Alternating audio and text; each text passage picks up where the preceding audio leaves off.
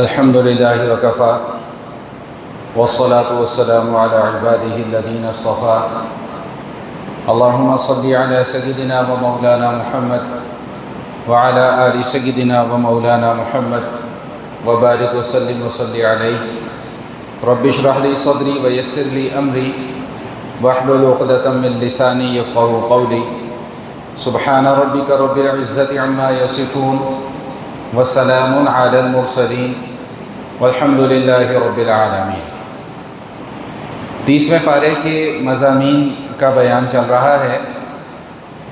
گزشتہ نشست میں سورۃ الانشقاق کے مضامین کے حوالے سے آپ حضرات کے سامنے گفتگو کی جا رہی تھی، جس کے آخر میں یہ بیان کیا گیا تھا کہ قیامت کے احوال میں سے ایک حالت یہ بھی ہوگی کہ نامہ اعمال کی تقسیم کی جائے گی۔ اچھے اور نیک لوگوں کا نامہ اعمال ان کے دائیں ہاتھ میں دیا جائے گا، اور گناہ گاروں کا اور برے لوگوں کا نامہ اعمال ان کے بائیں ہاتھ میں دیا جائے گا۔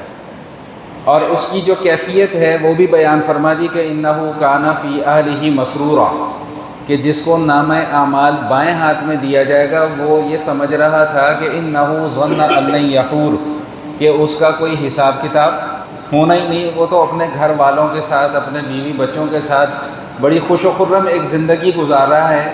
لیکن فرمایا کہ بلا ان ربہ کان بہ بصیرا، کہ تمہارا رب جو ہے وہ سب کچھ دیکھ رہا ہے۔ یہ جو دنیا کا نظام بنایا گیا ہے، اس میں اچھے اور برے کی جو تقسیم کی گئی ہے، اس کا بنیادی مقصد ہی یہی ہے کہ آخرت میں جا کر یا جزا ہوگی یا سزا ہوگی۔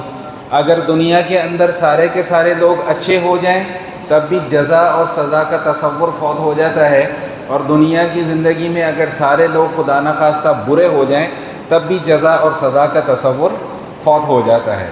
اس کے بعد اللہ پاک نے قسمیں کھائی ہیں، اور قسمیں کھانے کے بعد یہ بات ارشاد فرمائی کہ لَتَرْكَبُنَّ طَبَقًا عَنْ طَبَقٍ، تم ایک نہ ایک سیڑھی چڑھتے رہو گے۔ اور اس کی تفسیر میں نے گزشتہ نشست میں آپ حضرات کے سامنے عرض کر دی تھی، اور آخری کی 3 آیات میں جس مضمون کو بیان کیا گیا تھا اس صورت کے، وہ یہ تھا کہ اتنے سارے مشاہدات اور اتنے سارے دلائل کے آ جانے کے باوجود فما لہم لا یؤمنون، کیا ہو گیا ان لوگوں کو، یہ لوگ ایمان قبول نہیں کرتے ہیں۔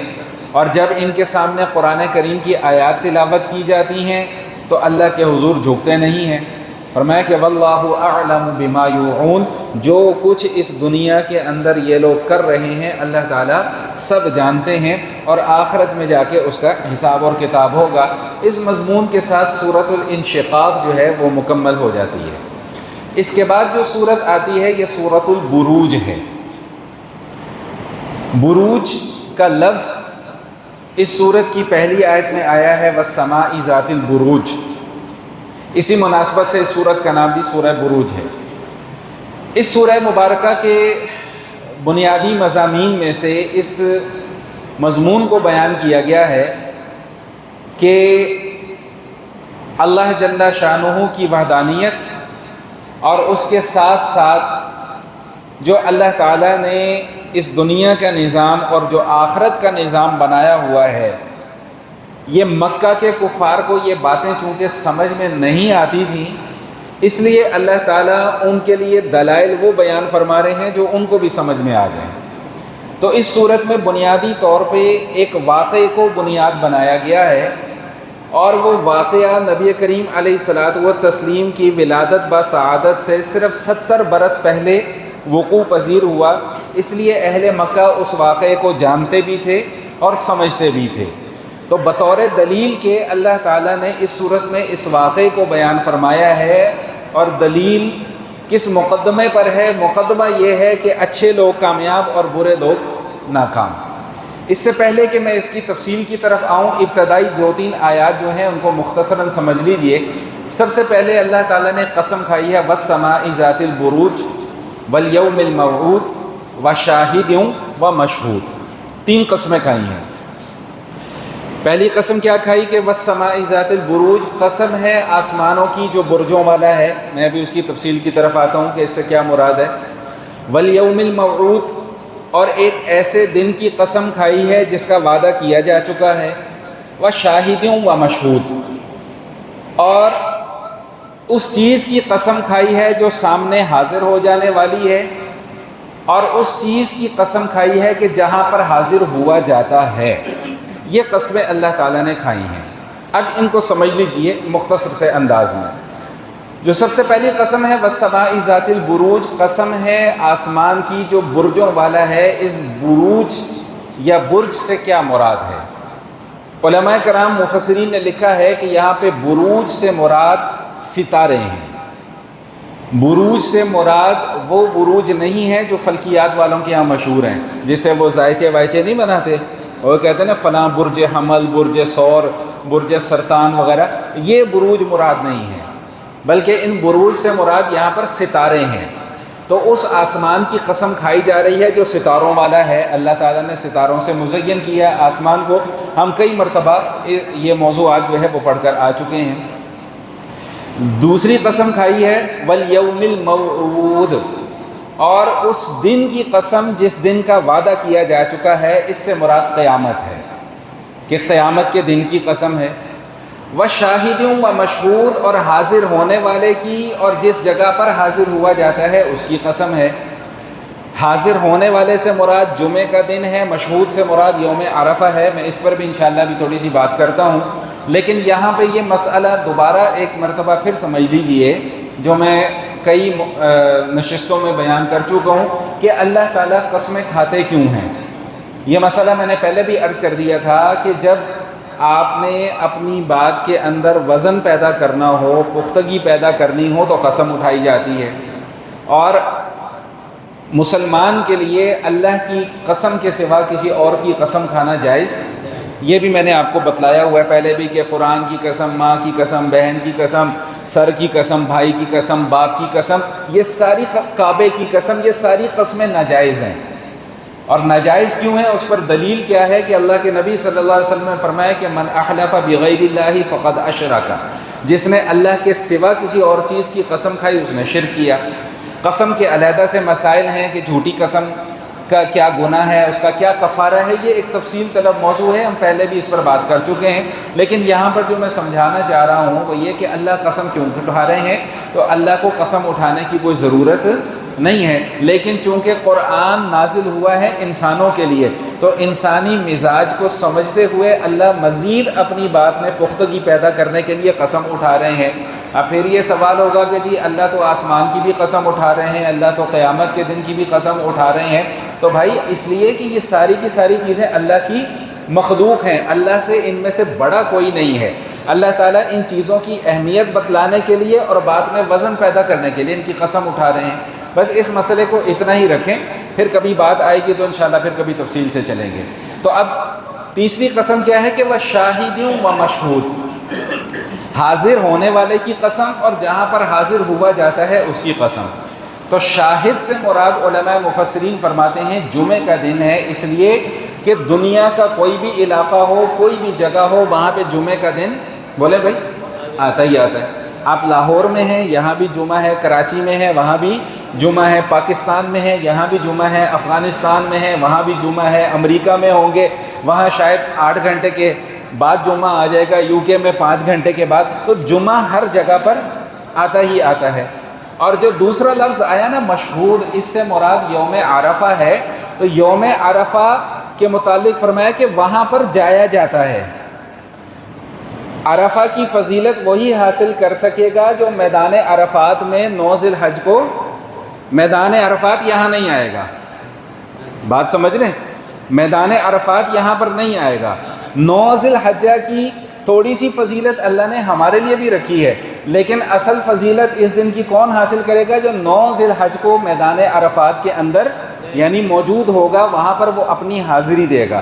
تو اس لیے یوم عرفہ کو مشہود سے تعبیر کیا اور جمعے کے دن کو شاہد سے تعبیر کیا کہ جمعے کا دن خود بخود آ جاتا ہے ہر علاقے میں، ہر جگہ پر۔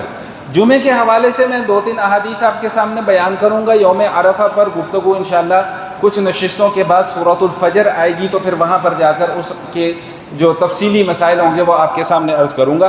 آج صرف جمعے کے حوالے سے چند مختصر احادیث آپ کے سامنے میں بیان کر دوں۔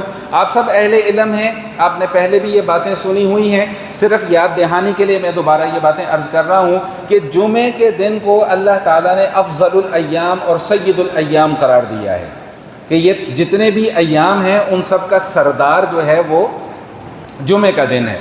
حضور علیہ الصلوۃ والسلام ارشاد فرماتے ہیں، سلمان فارسی رضی اللہ تعالیٰ عنہ اس حدیث کے راوی ہیں، حدیث کا مفہوم آپ کے سامنے عرض کر رہا ہوں کہ اللہ کے رسول صلی اللہ علیہ وآلہ وسلم نے ارشاد فرمایا کہ جو شخص جمعے کے دن غسل کرے اور حسب استطاعت وہ طہارت حاصل کرے، تیل لگائے، خوشبو لگائے، پھر اپنے گھر سے چل کر مسجد کی طرف آئے، جتنی نماز اس کے مقدر میں ہو لکھی گئی ہے وہ پڑھ لے، یعنی سنن وغیرہ کا آداب رکھے، خیال رکھے، اور جب امام منبر پر بیٹھ جائے خطبہ دینے کے لیے تو پھر لوگوں کے درمیان میں نہ گھسے، خطبے کو پوری توجہ کے ساتھ، ادب کے ساتھ اور خاموشی کے ساتھ سنیں۔ تو اللہ کے حبیب صلی اللہ علیہ وآلہ وسلم ارشاد فرماتے ہیں کہ ایک جمعے سے دوسرے جمعے کے درمیان اس سے جو گناہ اور جو خطائیں سرزد ہوتی ہیں اللہ وہ معاف فرما دیتے ہیں۔ لیکن یہ مسئلہ اچھے طریقے سے ذہن نشین فرما لیجئے گا کہ جہاں کہیں بھی یہ آئے گا نا کہ جی یہ عمل کرو گے تو یہ گناہ معاف ہو جائے گا، یہ عمل کرو گے تو یہ گناہ معاف ہو جائے گا، اس سے مراد صغیرہ گناہ ہوتے ہیں، کبیرہ گناہ نہیں۔ کبیرہ گناہ بغیر توبہ کے معاف نہیں ہوتے، آگے اس حوالے سے بھی حدیث آ رہی ہے۔ اور اس ضمن میں ایک مسئلہ اور یہ بھی سمجھ لیں کہ جمعے کے آداب میں سے سب سے بڑا ادب یہ ہے کہ جب مسجد میں جمعے کی نماز کے لیے آئیں تو جہاں جگہ ملے وہاں بیٹھ جائیں۔ یہ بعض لوگوں کو بڑی بیماری ہوتی ہے کہ آنا بھی انہوں نے سب سے آخر میں ہوتا ہے اور ان کی کوشش ہی ہوتی ہے کہ آ کے ہم بیٹھے بھی سب سے پہلی صف میں، اور اس میں پھر اس بات کا خیال نہیں رکھتے، لوگوں کے کندھوں پہ سے چھلانگیں مارتے ہوئے آ رہے ہوتے ہیں۔ یہ ناجائز ہے اور گناہ کا کام ہے۔ یہ اللہ کے نبی صلی اللہ علیہ وسلم نے واضح طور پہ اس چیز سے منع فرمایا ہے۔ ایک دوسری حدیث بھی سماعت فرما لیجئے کہ حضور علیہ الصلوۃ والسلام ارشاد فرماتے ہیں کہ جمعے کے دن میں ایک لمحہ ایسا آتا ہے، ایک ساعت، ایک گھڑی ایسی آتی ہے کہ اگر کوئی شخص اس وقت میں نماز پڑھ رہا ہو، مراد صرف نماز پڑھنا نہیں ہے، کوئی بھی نیک کام کر رہا ہو، اور اس کے بعد پھر وہ اللہ تعالیٰ سے دعا مانگے تو جو مانگے گا وہ اس کو ملے گا۔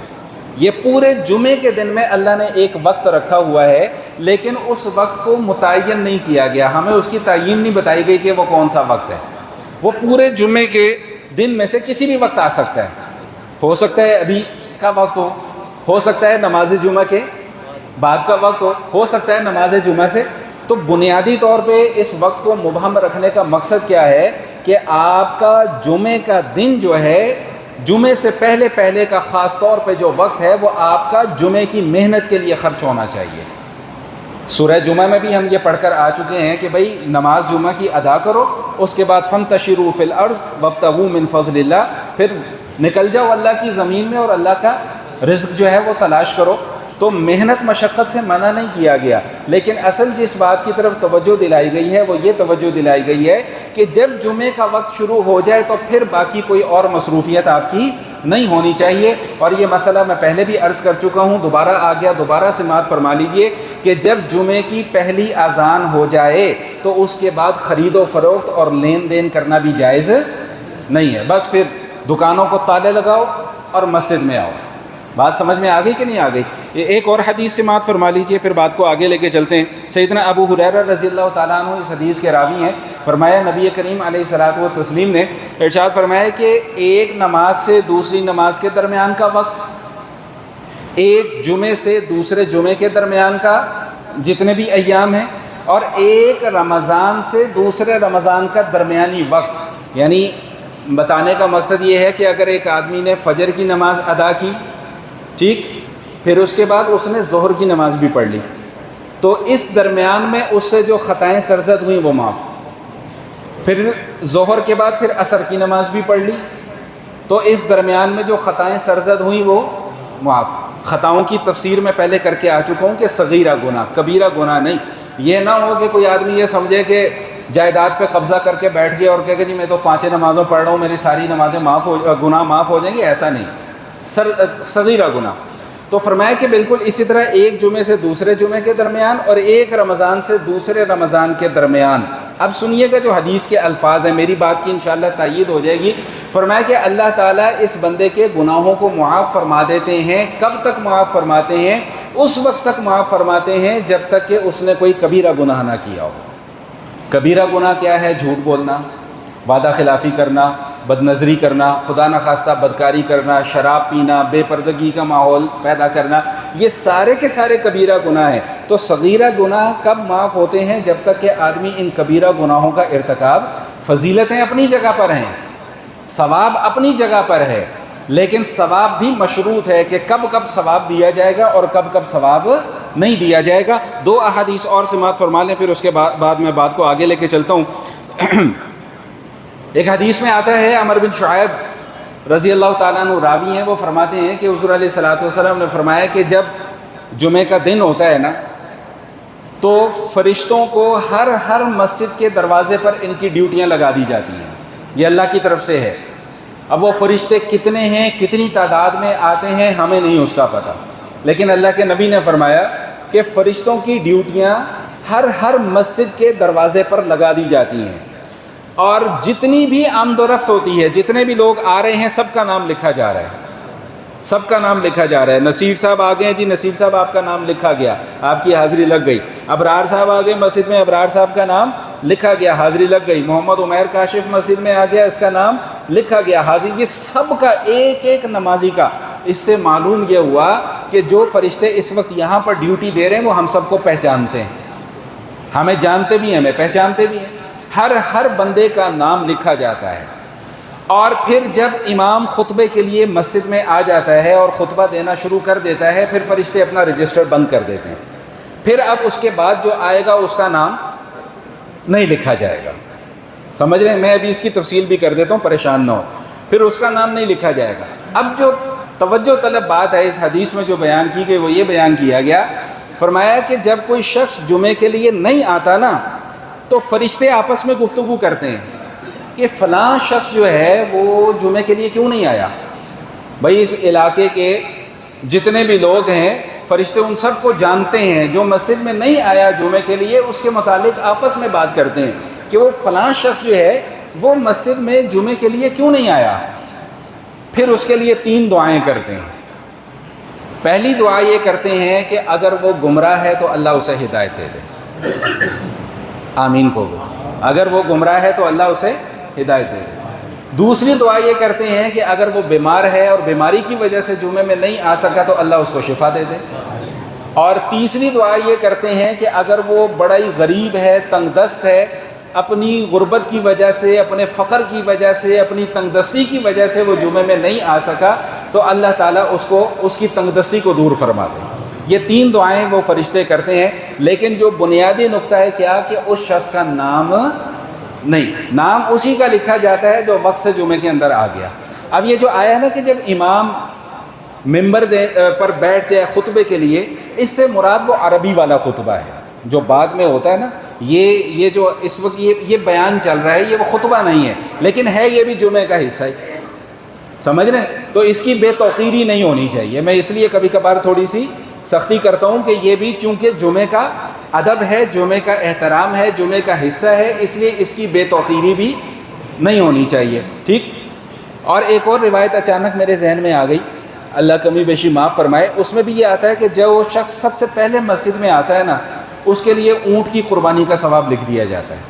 جو اس کے بعد آتا ہے پھر اس کے لیے گائے کی قربانی کا ثواب لکھ دیا جاتا ہے. پھر اس کے بعد جو آئے گا اس کے لیے بکرے کے لیے، پھر اونٹ، پھر مرغی کی قربانی. یعنی جتنا اجر مرغی کی قربانی نہیں ہوتی، لیکن یہ کہ جب ہم صدقہ و خیرات وغیرہ کرتے ہیں تو جتنا اجر اس پر ملتا ہے اس کا ثواب لکھ دیا جاتا ہے. پھر انڈے کی بھی قربانی نہیں ہوتی. اب یہ نہ ہو کہ آپ کہتے ہیں مولوی صاحب نے مسئلہ بتا دیا، اب اگلی عید پہ ہم انڈا قربان کر دیں گے، تو انڈے کی قربانی نہیں ہوتی. سمجھ رہے ہیں بات؟ تو جتنا ثواب اس کو صدقہ کرنے کا ملے گا، اتنا ثواب اس کے نامہ اعمال میں لکھ دیا جاتا ہے. اور جب دوسری اذان ہوتی ہے اور امام ممبر پر آ کر بیٹھ جاتا ہے، پھر وہ فرشتے بھی اپنا رجسٹر بند کر دیتے ہیں اور مسجد میں آ کر خطبہ سننے کے لیے وہ بھی بیٹھ جاتے ہیں. اس لیے بارہا میں آپ حضرات کی خدمت میں یہ بات عرض کر چکا ہوں کہ بھائی جمعے کا پورے ہفتے میں ایک دن ہوتا ہے، اس کا خاص اہتمام کیا کریں. وقت پر تیار ہوں، وقت پر نہائے دھوئیں اور وقت پر مسجد میں آنے کی کوشش کریں تاکہ جمعے کا پورا ثواب جو ہے وہ ہمیں مل سکے۔ ایک آخری حدیث سماعت فرما لیجئے، پھر بات کو آگے لے کے چلتے ہیں۔ آخری حدیث کی سماعت فرما لیجئے کہ رسول اللہ صلی اللہ علیہ وآلہ وسلم نے ارشاد فرمایا کہ جو شخص جان بوجھ کر 3 جمعے چھوڑ دے، جان بوجھ کر جو شخص 3 جمعے چھوڑ دے تو اللہ تعالیٰ اس کے دل کے اوپر مہر لگا دیتے ہیں۔ یہ دل پر مہر لگانے والی بات گزشتہ نشست میں بھی بیان کی اور اس سے پہلے بھی بیان کی کہ دل پر مہر لگانے کا مطلب کیا ہے کہ اب اس کے اندر سے اچھے اور برے کی تمیز کیا ہو جاتی ہے بھائی، ختم ہو گئی۔ اب اس سے حق اور باطل کے درمیان میں کوئی فرق پھر رہتا نہیں ہے۔ تو یہ چونکہ شاہدیوں و مشہود کا لفظ آیا تو شاہد سے مراد سورہ بروج میں جمعے کا دن، مشہود سے مراد یوم عرفہ کا دن، اور کیوں ہے اس کی وجہ بھی میں نے بیان کر دی۔ یوم عرفہ کے حوالے سے سورہ فجر میں جا کے تفصیل بیان کریں گے۔ اب آ جائیں اس بنیادی واقعے کی طرف جو اس صورت میں بیان کیا گیا۔